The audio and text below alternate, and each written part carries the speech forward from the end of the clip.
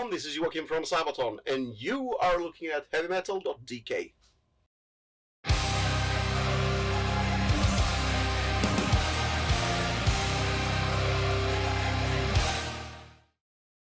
Actually, yeah, good question. We started out with, I don't know how many starting ideas, obviously, but I think we boiled it down to just under 100 working topics.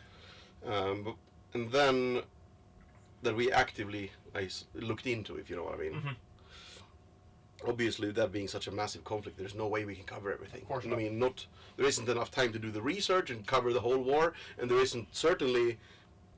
How the fuck can we put the whole conflict in 40 minutes of heavy metal, you know? So now I think we ended up around 80 we seriously looked into a bit. Mm-hmm. And then, in a sense, let's say half of them disqualify themselves at some point because they are similar. Then we have to, but if we're doing this, then we can't do those. Of course not, you know. We kind of have 5 songs about trench wars. Yeah, exactly. Yeah. So we wanted to pick and choose a little bit of everything. So, but in the end, it's actually the music who decides as well. In most cases, the music. I mean, when we wrote most of these songs, we knew it was going to be about World War One, the Great War, but we didn't know exactly which part of it. You know, except the end of the war to end all the wars towards the end. I knew when I wrote that one. I didn't have the lyrics, but I knew that. This is going to be a retrospect of the whole conflict. Yeah, with Flanders Fields and everything. Yeah, so you stand there at the end of the conflict, and then you think back of the years and how it changed the world, actually. Especially the European map, I would say. So, in a sense, I mean, some of my favorite stories didn't make it because we didn't have the song that's right. And it's really important for us that the story and the music speak the same emotional language, if you know what I mean.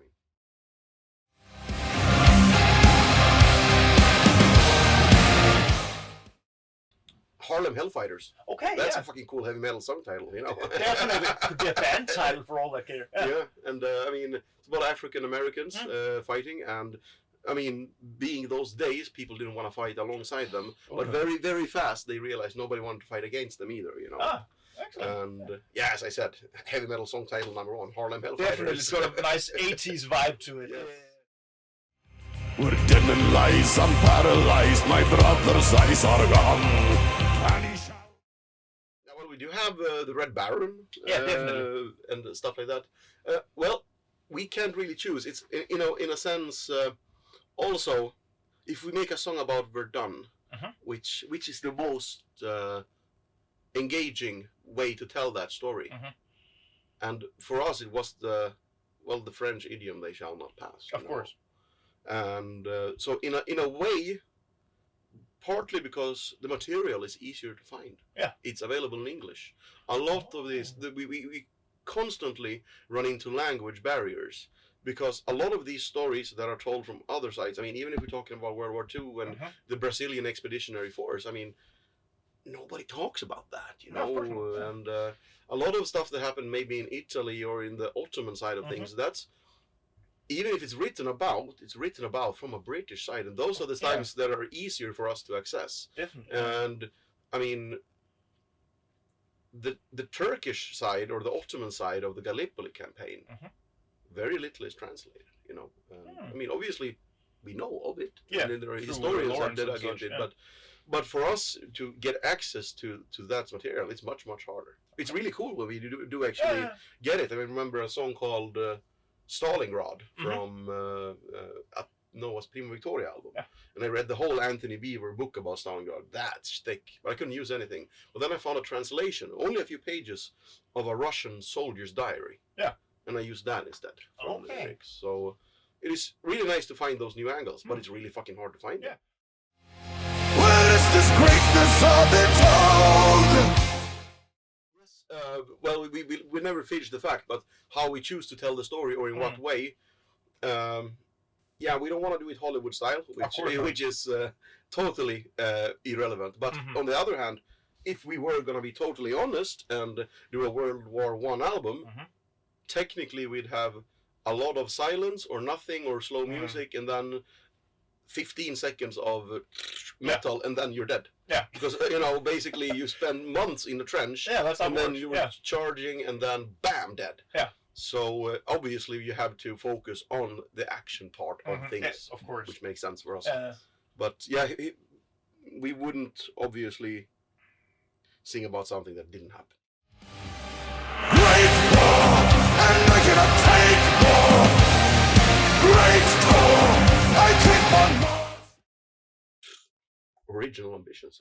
Drink beer and listen to heavy metal and play some, it's... That's a fair point. It started like every other band, we wanted to play, we loved hard rock and metal, and I got in as the keyboarder. And there wasn't really much ambition at that point. Of course, as the years progressed and we started not to suck so much, ambitions came, but to be selling out Wembley Arena, for example, that's something that wasn't on the map for many, many, many years. There will be no encore. Great war, the war to end our wars. Oh, trust me, there are many ways to do that. Playing on Normandy Beach on the 6th of June. Oh yeah, of course. Definitely. There's a whole thing, their battlefield tour. Yeah, of course.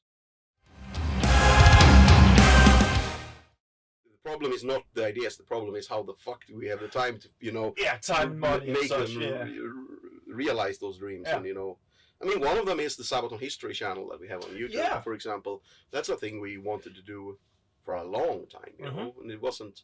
But when we started out and we first thought about it, to be honest, YouTube at that point wasn't a serious media platform. That was for cute kitty videos or something like that, basically. So no, and obviously, time itself becomes an issue as we go bigger, because we could put all our time, when Sabaton was a much smaller band, we could put a lot of time into such a project, like Sabaton History. These days we're lucky that we have the guys who used to do the Great War YouTube channel, for example, and real historians doing the real research, because let's be honest, we are really passionate about history, but we're fucking amateurs, compared to these guys. And to get the proper stories behind it. And it's really, of all the strange, cruises and strange stuff we do that isn't recording music and performing it, Sabaton History is probably the thing I enjoy the most. I'm standing here, I'm full of fear, with bodies at my feet. Over there. What we are doing all heavily relies on us as band members.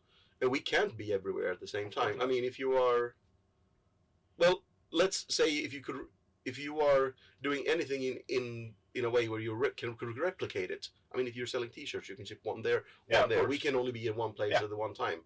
So for that, social media is a huge help to stay in touch, because obviously we can't go and do a meet and greet with everyone who came to a concert. Of course not. So what we try to do instead is this thing we have now, like ask me anything, and then it's Chris answering questions that came in through social media. My name, lead ahead as the captain said, and show them no remorse. Who am I to understand? What have I become? I do my duties, play the part. Oh yeah, we came across that all the time. Actually, the first time was when we released Prima Victoria. I was banned in Germany. Of course. Because we had the intro. The first song is Prima Victoria. Through the gates of hell, we make our way to heaven through the Nazi lines. And basically, so we had the word Nazi in the intro. So we had to send the distributor the lyrics for the whole album, and then it passed the censorship, so it was released. And then our record label told us, for the next album, whatever the fuck you do, don't put the word Nazi in the intro. Okay, we will not do it in the intro, so we did it in the first verse instead. Excellent. Yeah. But we, of course, same thing there. We've been banned from... Yeah, we were supposed, on the topic of Ghost Division, we were banned. We were supposed to play on the 70th anniversary of the Battle of Stalingrad. In Volgograd. And they renamed the city for that day to Stalingrad again. And we were banned. We were booked to play, but a local politician saw the song Ghost Division and thought, oh, these guys must be Nazis. And it's like banned us from... again. Lifted our visas so we couldn't go into the country. So that show didn't happen. Wow. So everything ending with ist, we've been accused of, Yeah, that's bad. Yeah, and we keep being accused of it, we sing about Aethero Dominatus, the final charge on Berlin. Okay, all of a sudden we're communists. Oh, you know, and then we sing about Ghost Division. We gotta be Nazis. And then definitely. we sing about the Six-Day War. Oh, we must be Zionists then. Yeah, you know. I know my deeds are not in vain. What do you think of them? Oh, I'm gonna fuck up if you want me to, you know. Well, And I cannot take more. Yeah, in a sense, they say history repeats itself, but I think someone else said history doesn't repeat, but it rhymes. I think that's a nice one because obviously, well, time passes, new technologies and everything. I mean, looking at starting a new conflict today, for example, is going to be a huge PR disaster for that country that they probably couldn't afford. I mean, only that thing is a big deterrent to war these days, which you didn't have, 60, 70, 80 years ago, So, because, the international community basically would stop trading. So you're looking, if you want to start a war, you better have a good excuse for it these days. Definitely. So, but I agree with it. But I would say it's rhymed rather than repeating itself. Yeah. I keep on marching on, I play the great score. There will be no encore. Great. But that's natural, I think. Yeah. People think of anything you wanna label everything, and that's how we work, and we want to get it, put somebody in that, what do you call it? You want to label somebody with something that's familiar to you. Yeah, of course, yeah. So, but I mean, I don't know what though when the Nazis came to power, what were they compared with then? Exactly, that's a good point. Yeah. So I mean, it has to start at some point. I mean, at some point you can't compare it to something else because it wasn't there. Go back enough hundreds of years. These fuckers, they're like the Spartans, And feet by feet. That's a fun one too. Yeah, because the Fars element, like kind of the rhyme thing. It's kind of in the same alley, I think. Yeah, and I mean, I think it's kind of smart because it's got several layers of it as well. Because also, you didn't learn from the first ones, motherfucker. Exactly. Yeah. Well, I mean, it does apply in a very good way to the relationship of World War I, World War II. I would say, Exactly, because they didn't learn from the Versailles Treaty, and look what happened. I'm pretty sure no one wanted that. No, that backfired. Very few wanted that. Though men are falling, we see heroes rise. We face the heat. No. We hate you guys. That's it. Still. So you don't hate the Nazis? No. Just the Danish. Actually, I mean, I think, growing up in Sweden, one of the first enemies, if you will, we learned about is going to be the Danish, because basically the foundation of Sweden comes from Vasa, what modern Sweden as it is today almost, and him escaping the Danish, so that is, I think, I mean, obviously, Swedish people have no real hatred for Danish. It's fun hatred. Yeah. It's like we in the north have for the south. Exactly. We say, just dig it, everything south of Stockholm, dig it and give it to Denmark. Yeah. That's why we have the same kind of joke with Germany. Like, let's give it to them. Yep, take it away. Yeah. No, but it's, as I said, no real animosity. But still, it's weird that, come to think of it, Swedish people, my first contact with, I guess, because this is something we do at, age 7 or 8, you start to learn about this. The first thing that was enemy in my head probably was Danish, which is fucked up. So, no, I mean, those are the stories that stick. And I mean, both, as you see it, we don't have, we did the Carolus Rex album. Yeah. But I mean, if it wasn't for that, we haven't touched Swedish history much either. No, that's true. Yeah. And I mean, to go, well, actually, we'd have to go into between, I guess, just before, 700 or 800, up until 1700. That would be the era. Roughly 200 years, give or take. Yeah. That's where we would have something to write about. But we've stayed in modern warfare. Yeah.